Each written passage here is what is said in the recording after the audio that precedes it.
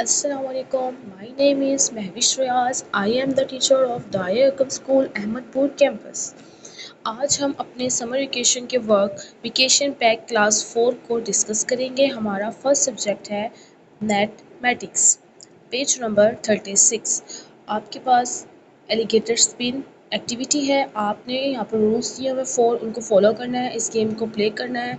Then आपने comparison करना है less than and greater than का।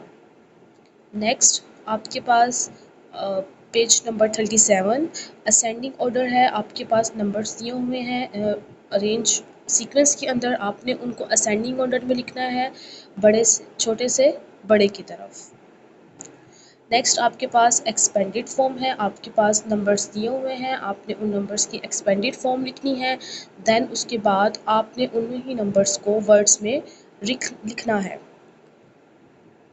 पेज नंबर 39 पर एक एक्टिविटी है। आपके पास दो कैट्स हैं। एक कैट है जिसको जो प्राइम नंबर्स फिशेस चाहती है, और दूसरी कैट है जिसको कंपोजिट नंबर्स वाली फिशेस चाहिए। पेज नंबर 89 के ऊपर ये कंपोजिट और प्राइम नंबर्स वाले फिश हैं, वहाँ से आप कट करके इनको यहाँ पर पेस्ट करेंगे। नेक्स्ट आपके पास टॉपिक है फाइंड द मल्टीपल्स। आपके पास 4 बसेस बनी हुई हैं। एक बस ब्लू कलर की है, एक ग्रीन, एक येलो और एक रेड। जो ब्लू बस है उसके पास 30 नंबर है। आपने 30 के मल्टीपल फाइंड्स करने हैं। देन जो मल्टीपल्स आते हैं आपने उसी ही नंबर के नीचे ब्लू कलर कर देना है। इसी तरह से आपने ग्रीन, येलो, रेड को फॉलो करना है और 28, 48, 42 के मल्टीपल्स फाइंड करने हैं।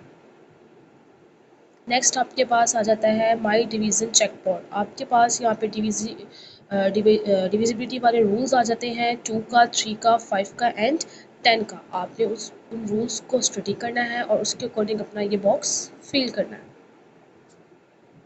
नेक्स्ट आपके पास टेबल्स आ जाते हैं, बहुत इजी हैं, आप लोगों को ये मेथड आ जाएगा। यहाँ पे आपके पास कुछ नंबर्स दिए हुए हैं और उनके टेबल्स दिए हुए हैं।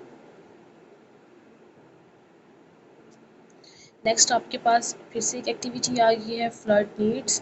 वो कहते हैं कि एक शहर में सैलाब आया था, तो वहाँ पर चीज़ें जो है मुख्तलिफ लोगों में डिवाइड की गई हैं। तो आपने बताना है कितने लोगों को कितनी चीज़ें मिली हैं और बकाया कितनी पीछे बच गई हैं। यहाँ पर आप डिवाइड करेंगे। नेक्स्ट आपके पास सब्ट्रैक्शन है। सब्ट्रैक्शन मतलब माइनस। आपके पास वैल्यूज़ दी हुई हैं आपकी नोट पर, आपने उनको माइनस करना है। देन उसके बाद आपने चेकआउट करना है कि आपकी जो सब्ट्रैक्शन है आपने किया है वो ठीक है या फिर गलत है। उसके लिए आप क्या करेंगे, जो आपका आंसर है उसको और जो आपके सवाल के अंदर छोटी वैल्यू है उन दोनों को आप प्लस कर देंगे। देन उसके बाद आप अपना चेक करेंगे आंसर ठीक है या फिर गलत है। नेक्स्ट आप लोगों के पास फिर से एक एक्टिविटी आ गई है। एक कार गिराज है, Haris started repair shop sorry. तो उसने कहते हैं एक शॉप बनाई थी, उसने अपनी शॉप पे बहुत सी चीज़ें रखी थी, हर चीज़ की प्राइस लिखी हुई है और उन चीज़ों की नंबर्स भी लिखे हुए हैं कि उसके पास उस शॉप में इतनी चीज़ें थी। जैसे आपके पास टायर्स हैं, सीट्स हैं, कार का दरवाज़ा है। इस तरह से उसके पास जितनी अमाउंट में चीज़ें हैं उनके प्राइसेस लिखे हुए हैं, उनके साथ मल्टीप्लाई करेंगे। देन उसके बाद आप उन सब नंबर्स को प्लस करेंगे। नेक्स्ट आपके पास आउट फाउल, यानी आपके पास यहाँ पे 4 वायर्स बनी हुई है। 4 वायर्स पर डिफरेंट नंबर्स वाले बर्ड्स बैठे हैं। आपने उन नंबर्स को प्लस करना है और हर वायर की जो वैल्यू आती है बॉक्स में राइट करनी है। देन उसके बाद आपने देखना है कि किस वायर का वेट 6950 से ज़्यादा है, वही वायर टूटने का डर होगा, क्योंकि एक वायर जस्ट 6950 का वेट बेयर कर सकती है। नेक्स्ट आपके पास फ्लड डिसास्टर है, यानी सैलाब के बाद जो तबाहियाँ आती हैं। यहाँ पर एक आपके पास छोटी सी एक्टिविटी टाइप है। यहाँ पर बता रहे हैं कि इन अगस्त 2022 सर्वर फ्लड्स इन पाकिस्तान काज मैसिव डिस्ट्रक्शंस हैं। 2022 से अगस्त में पाकिस्तान में बहुत से सैलाब आए थे जिन्होंने बहुत तबाहियाँ मचाई थी। साथ आपके पास छोटा सा चार्ट बना हुआ है जिसमें डेथ्स, इंजर्ड, रोड्स, ब्रिज जो सब कुछ डिस्ट्रॉय हुआ था उनकी नंबर्स लिखे हुए हैं, आपने फाइंड करने हैं। इसी के अकॉर्डिंग कुछ सवाल हैं, उनके आंसर्स आपने देने हैं। नेक्स्ट पेज नंबर 48 आपके पास फिर जितने टोटल 2022 में जितने घर तबाह हुए थे उनके नंबर्स लिखने हैं। दैन उन्हीं नंबर्स को आपने वर्ड्स में लिखना है और उन्हीं नंबर्स की आपने एक्सपेंडेड फॉर्म लिखनी है।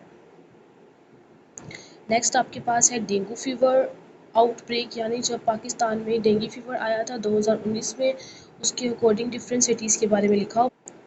यहाँ पर देखिए छोटे से चार्ट में आपके पास मुख्तलिफ शहरों के नाम हैं और सूबों के नाम हैं और उनमें लिखा हुआ है कि डेंगू की वजह से कितने लोगों की डेथ हुई थी। दैन उसके बाद कुछ सवाल हैं और उनके आगे आपने जवाब लिखने हैं। नेक्स्ट आपके पास है कि आपने जो 2019 में डेंगू की वजह से केसेस रिपोर्ट हुए थे उनको आपने डिसेंडिंग असेंडिंग ऑर्डर में लिखना है। दैन उसके बाद आपके पास है आपने right the total numbers of the dengue cases reported in Pakistan in words, यानी पाकिस्तान में 2019 में जितने केसेस रिपोर्ट हुए थे आपने उन नंबर्स को वर्ड्स में लिखना है। नेक्स्ट हमारे पास आ जाता है समर पैक क्लास 4 का सब्जेक्ट इस्लामियात। सफ़ा नंबर 142 पर आपके पास चार्ट बनाया हुआ है, मेरा हफ्तावार नेकियों का चार्ट। पहला हफ्ता, दूसरा हफ्ता, तीसरा हफ्ता, चौथा हफ्ता।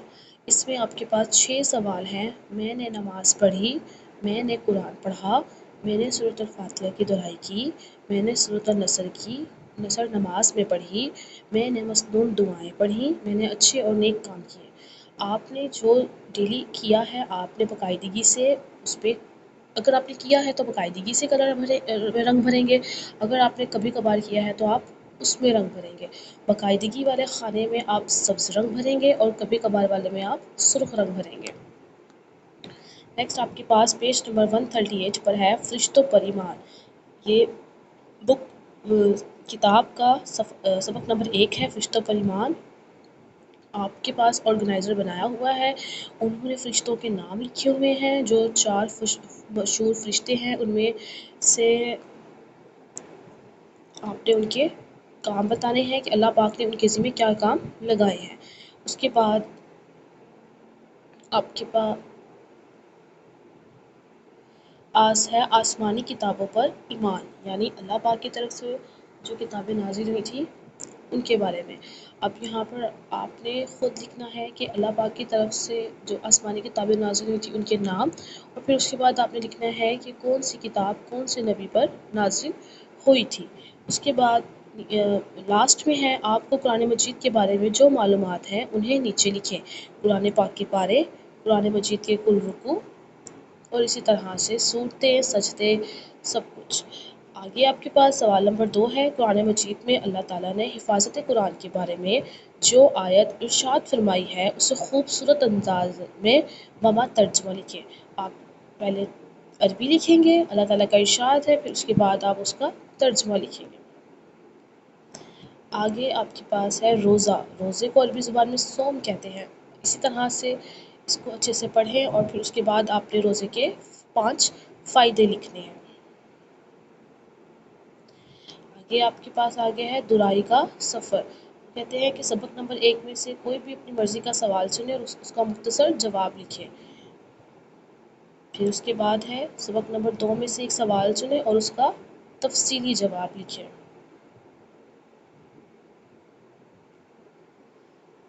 नेक्स्ट आपके पास है कि सबक नंबर 3 में से 5 खाली जगह बनाकर लिखें। सबक नंबर 3 अदाब मजलिस।